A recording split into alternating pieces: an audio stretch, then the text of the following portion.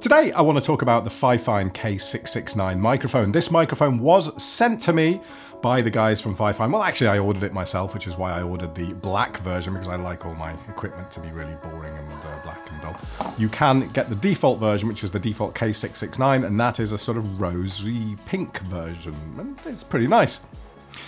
The fact they sent it me, I presume they think or want me to say a load of nice stuff about it, and I do have a lot of good to say about it. There are a couple of bad points, and then there's quite a lot of good stuff to say about it. But first of all, let's start off with an audio test of the microphone, because I imagine a lot of people out there have come to this video wanting to know what it sounds like. So let's start. This is a test of the K669 microphone at a distance of 15 centimeters. This is a test of the K669 microphone at a distance of 2 centimeters. This is a test of the K669 microphone at a distance of 30 centimeters with the microphone placed on the desk on its stand. This is a keyboard test of the K669 microphone with the microphone on the stand and me typing heavily on my laptop keyboard on the same desk.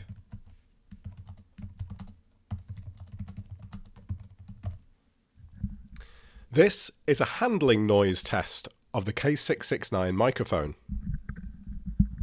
Just going to move the microphone around, and this is me handling the stand and then the body of the microphone itself to see how well and how much of that noise gets transferred into the actual audio that you're listening to.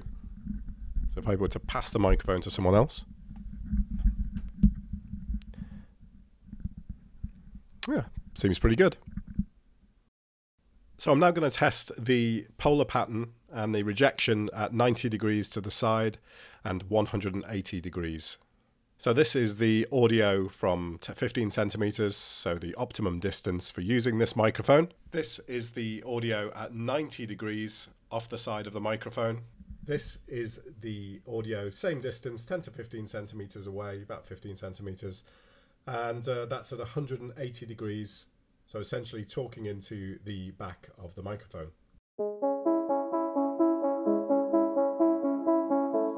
So I left one important test out there, and I'll get back onto that in a second. But you can hear from that it's a great sounding mic. You don't have to spend a lot of money on a microphone for it to be a decent sounding mic.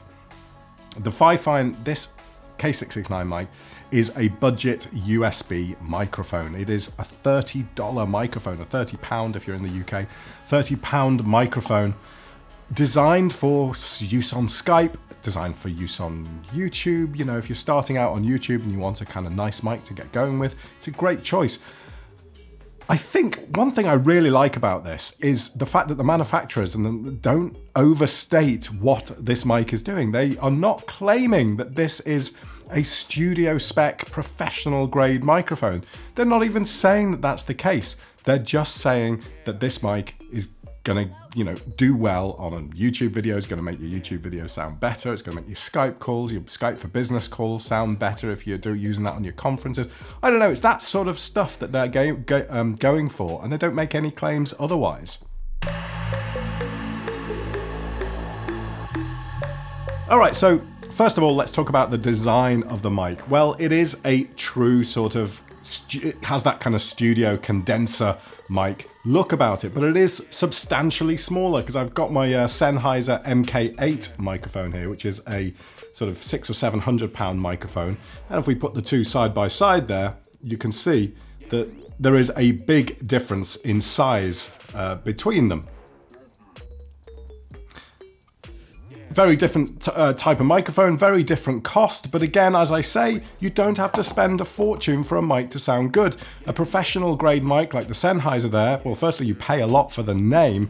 Secondly, you pay for the additional functionality on these. This has a number of polar patterns on the back. It has various kind of roll-offs. It has various kind of gains on it and things. You know, you're paying for all that additional functionality, and of course you're paying for professional connectivity and a massively and incredibly robust build quality. Yeah, and slap the Sennheiser name on and you've got yourself a really expensive mic.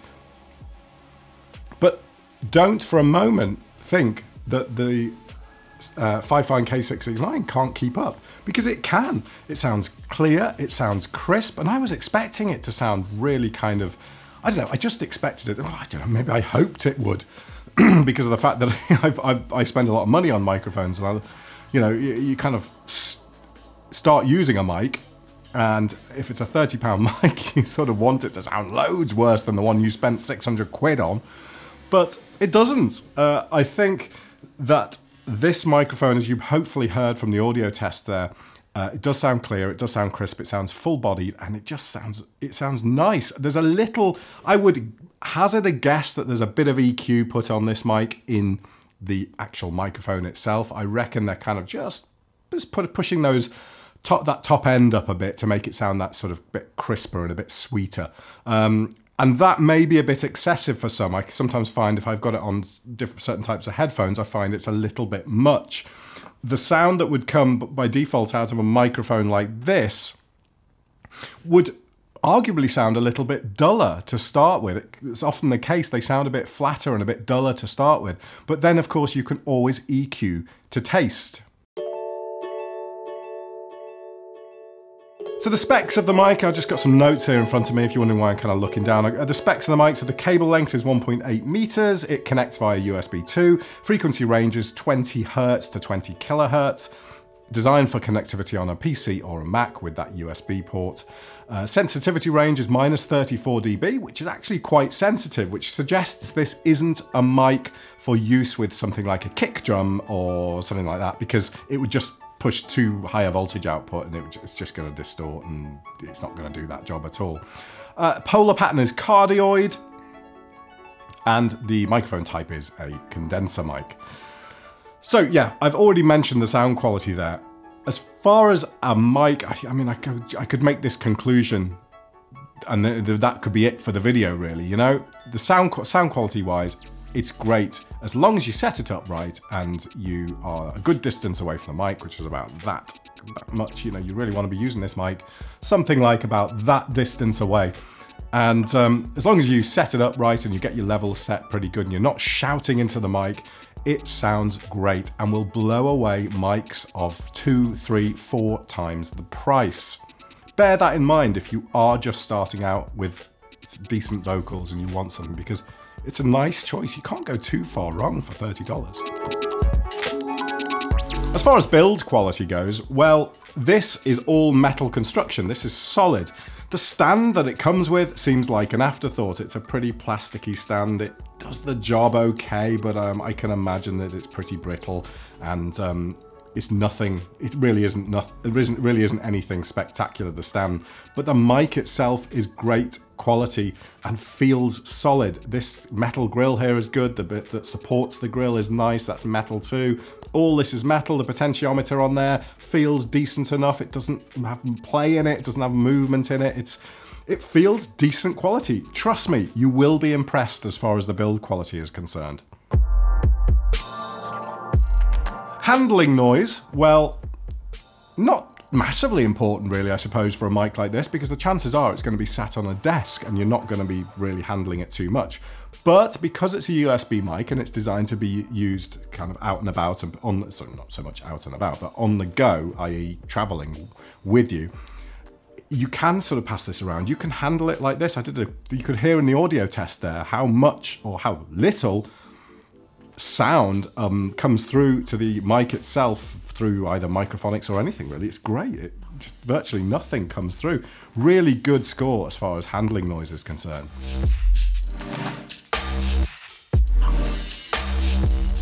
Right, preamps and noise. Well, the preamps on this are nice and quiet, so we get down to kind of -55 dB of background noise easily to get the levels right. If you're using it from this sort of distance, you can get the levels down to -55 dB of background noise, which is fantastic. There's no buzz, no major hiss in the background. Very clean sound indeed. However, there is one key problem with this. The biggest flaw with the K669 microphone is its inability to handle high input levels. if you get your levels right, and if you speak from the right sort of distance and don't sort of shout too much, then it sounds really good. However, if you know you're going to have someone who maybe just gets a bit close to the microphone or is just going to be coughing all the time, you would think that the volume control or lowering the levels in software would help that and reduce the distortion from that particular person. However, it doesn't. The input levels, the digital circuitry inside, whatever it is in the mic itself, the conversion, the analog to digital conversion, the preamps, I don't really know exactly what it is, will saturate and distort, and the volume control does nothing. It's as if the volume control is a little bit too late in the chain to control that. I'll give you an example of what I mean.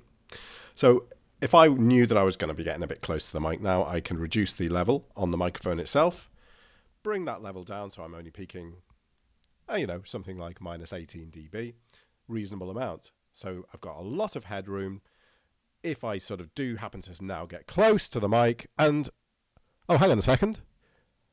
So I'm getting close to the mic, but my digital converters in the microphone are saturating, hard clipping at minus 14, minus 15 dB regardless, and the output, while reduced in volume, admittedly, because it's not hitting 0 dB, it's still clipped and it's still distorted. So you really can't get someone who's going to get this close to the mic and make clean, usable output. You have to make sure that everybody who will use this microphone will be a good distance away from it and will be speaking at a reasonable volume. So if I push the levels back up again now and use the mic at the right distance in the right way, it sounds great. So is this a deal breaker on the microphone? Well, for me, at $30, no, not at all. You can set this up correctly. You can, if you're using it by yourself and you know how to use it, this will sound great. Don't be put off by the fact that it has limitations. It's a budget mic. Of course it will have limitations. You know, a microphone like this, I put into a professional sound card with the preamps alone, you know, the microphone inputs on this that this go into probably cost about 5 times the amount that this microphone does. And there's a reason for that. But for the money, this is incredibly good value and really good quality. So don't be put off by that. But I think it's worth you being made aware of that one key issue with a mic. Setup is super simple. Plug it in and it comes up as a USB audio device within seconds. It's just there and available to use immediately. There are no problems with that whatsoever. Setup was simple on Windows 10 PC and Mac OS. I've tried it on both and both worked perfectly. The connectivity side, well, it's USB 2, so yeah, simple as I say.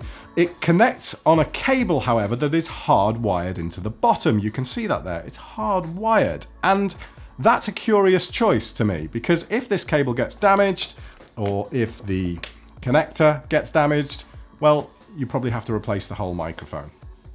Then I had to think about it, and I thought, well, what's the alternative? Well, they could put a connector like this on the bottom, a male XLR connector, or socket, or whatever you call them, or whatever you call that type of connector. I'm not sure the name of the socket.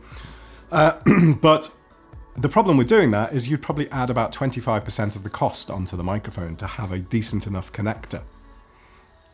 If they were to just decide to put a random connector on, a fairly sort of low-grade, cheap connector, it would be an incredibly weak point on the microphone, and this would just bend and break, or, you know, you'd disconnect it, reconnect it, and then you'd end up with a bad connectivity, and it just wouldn't work. The fact they've done this is a limitation, and it means you are stuck with this cable being attached. But I think given the budget they are making this microphone to, it was the best choice, and you will get the best life out of this design versus a cheaper connector or adding cost by putting in a professional connector. So guys at Fifine, I think you've done a good job and made the right choice with that type of solution there. So software, there isn't any software, right? It's plug and play. You just plug it in and it works. It is just a sound device. There's no software to use. However, one point around that sound device, it is restricted to 48K 16-bit. You cannot change it to 44.1. You can't change it to 24-bit. So you're stuck at 48K 16-bit. If you're doing video work, that's probably not going to be a problem for you. For most people, 48K is going to be fine. That's going to be what is used across most video work. But worth being aware of it nonetheless. So in conclusion, at £30, this is not a perfect microphone. It has its limitations. You have to use it the right way, but you do with any microphone. All microphones are going to have their sweet spots. All microphones are going to have the best way to be used. And the value that you get with this is spectacular. You really can't go wrong. I think if you were to go for a mic like this and try it out, you'd be impressed with the audio quality. If you want any more demonstrations of audio quality, if you want a few samples sent to you that aren't on YouTube, let me know in the comments and I'll post something up. I'll put links in the description if you'd like to support the channel. Please use those links if you're going to buy this microphone, or indeed buy anything else on Amazon. But thank you very much for watching. Let me know what you think of this mic, or if you have any better one. And yeah, cheers for watching. I'll catch you soon. Bye-bye.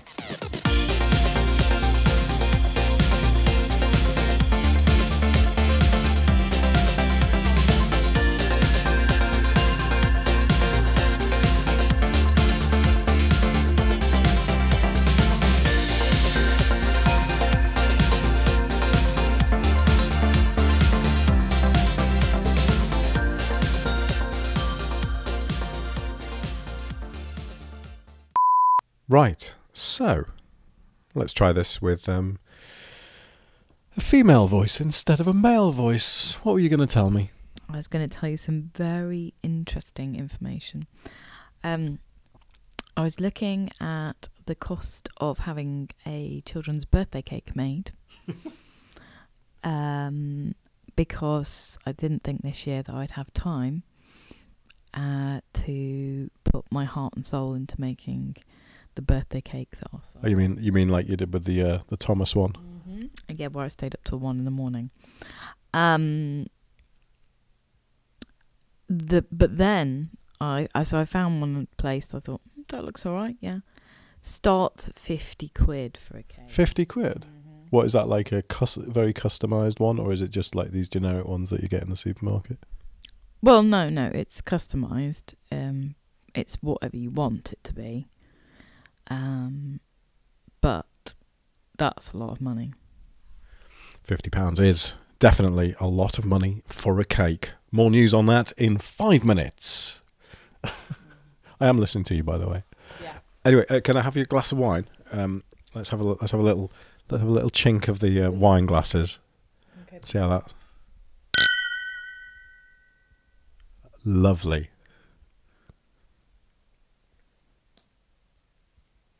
Can't have the wine. You can have. You asked for my glass of wine. I was like, you can't have the wine. See, Kate's got quite a gentle voice compared to mine. I realise that just by looking at the levels. I probably just shout. You're quite. I think I have what's known as an indoor voice. But you can do more of a. Oh yes, I can. Yes, I can do a louder voice. Yes. No. Do your indoor voice. Yes, I'm very good at indoor voices. You'll get some people. What is it? AMSR or ASMR? I think you probably get that from your voice. From my indoor voice. Okay, that's good. Thank you. You do? Yeah, I did. I've already talked about that. Yeah, that's okay. I don't mind. The spitty stuff's okay. The spitty stuff. Yeah, that's okay. I haven't got that much saliva. Thank you for testing the microphone with me. Good night. God bless. Don't make it religious.